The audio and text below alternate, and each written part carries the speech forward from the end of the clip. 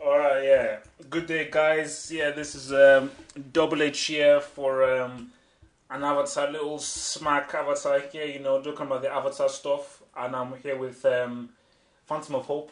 All right, guys, how's it going? Yeah, Nice. hi. Glad to be here. Mm. Yeah. Well, let's just say that we didn't go to see the to Avatar today because tickets were sold out, so we couldn't actually see it in IMAX.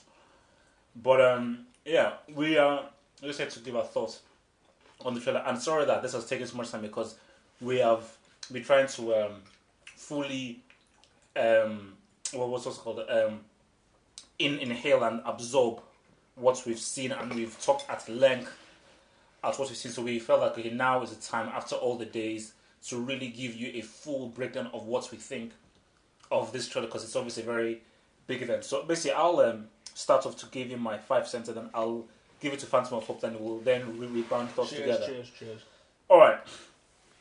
Well, just before I saw it, I pretty much put the whole revolutionary 3D thing of this is going to change the whole world stuff like out of my mind, So when I watched it, and you watch like the first beginning when you see the Jake Sully roll out in his wheelchair, and you see the Matrix Revolution inspired kind of war machine kind of robot thing. I was like, okay, wow, man, this is back to Carmen. And then when you see Jake Sully look at his avatar in the water tube thing, I'm like, wow, man, this just takes me back to Abyss stroke Aliens. But then when you then see the Jake Sully, his full avatar in the CG form, wake up in the bed when his mind is transported into it, and we then go into the world of Pandora, I was like, okay, this isn't very revolutionary. Like, what's so amazing about this? Like, there's nothing special about this.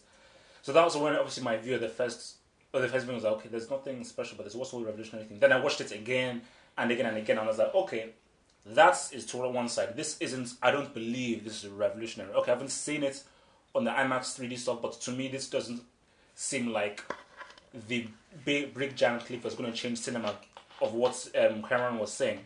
But I thought, man, the world they've created of Pandora, the look and what James Cameron is putting on the table is very interesting. And this looks like something that I want to see because this looks like, he's putting something very exciting, on the table, something that'll be very entertaining. When you look at like the war of what were happening, even the expressions on the people's faces, the design of the creatures and how they look. Like this looks like a very interesting thing, But again, nothing revolutionary. But I mean, Phantom of Hope.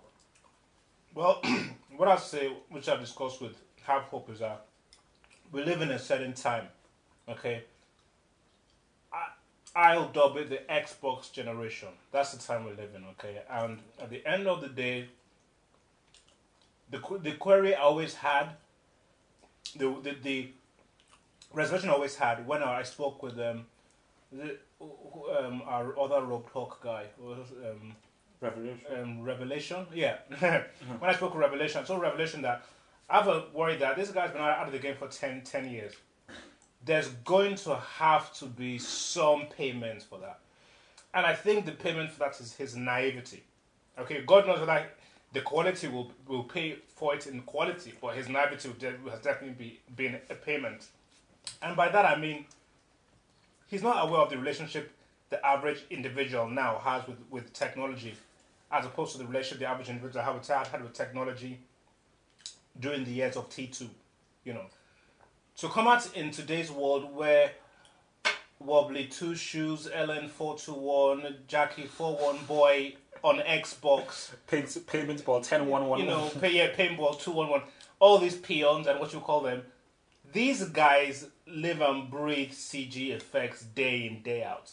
They can intuit in a split second when they're looking at something CG and when they're not. Now, when you're dealing with non-real organisms or beings like the Transformers or Golem, fine.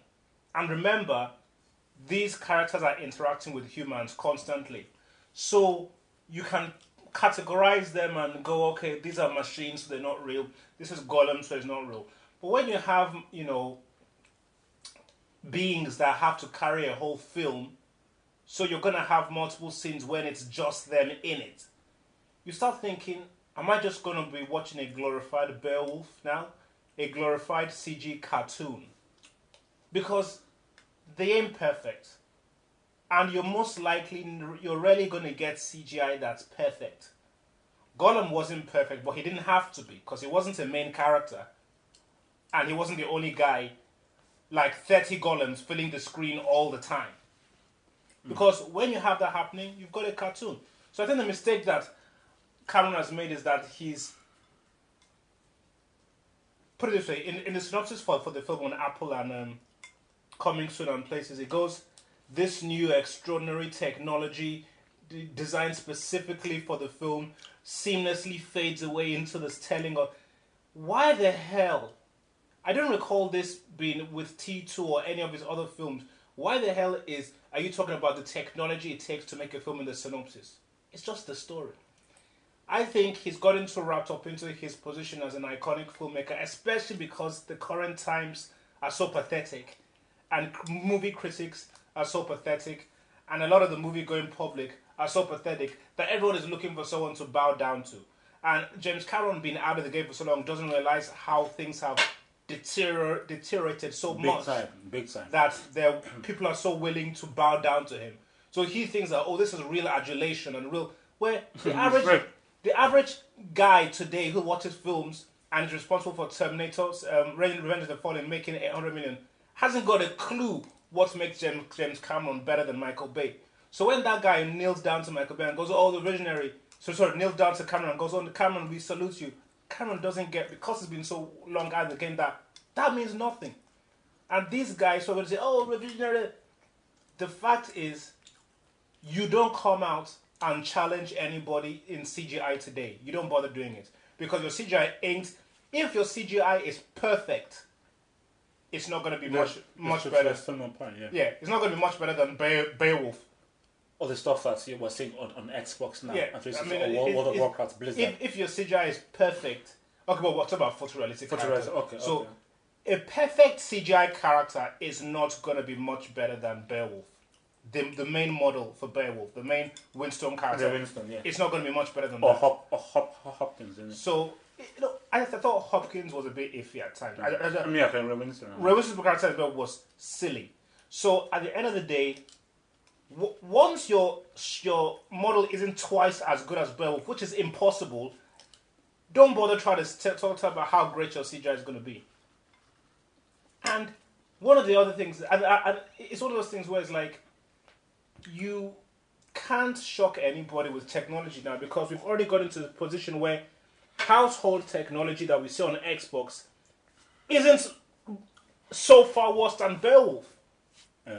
So it's like, the average kid has a palette for CGI now that is unprecedented. No, I think yes. I mean, like, the point that Phantom of Hope is making out really is like, I mean, we are living in this 360 CG generation where guys are very well knowledgeable of what makes good CG.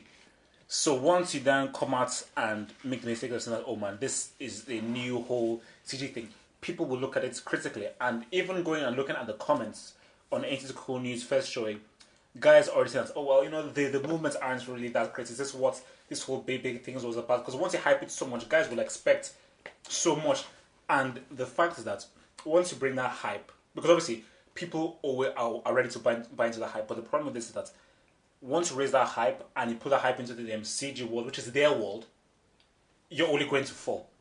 Because it is hard, as Phantom of Hope was saying, to make something that is so leaps and bounds crazy in CG. If you hype it up big and you're bringing James Cameron real actor, real like that, it's going to blow people's minds because of how bad, you know, things are in the movie world now. But with CG, we are living, it's a computer world, and I think that's what James Cameron doesn't fully grasp, is that it is an extremely digitally knowledgeable world. You know, as in, guys will call you out if your CG isn't up to scratch. If you're saying that your CG is amazing and perfect, and it isn't amazing and perfect, the average guy, the average Joe, average Jerry, Jeff will call you out and say, nope, it isn't that.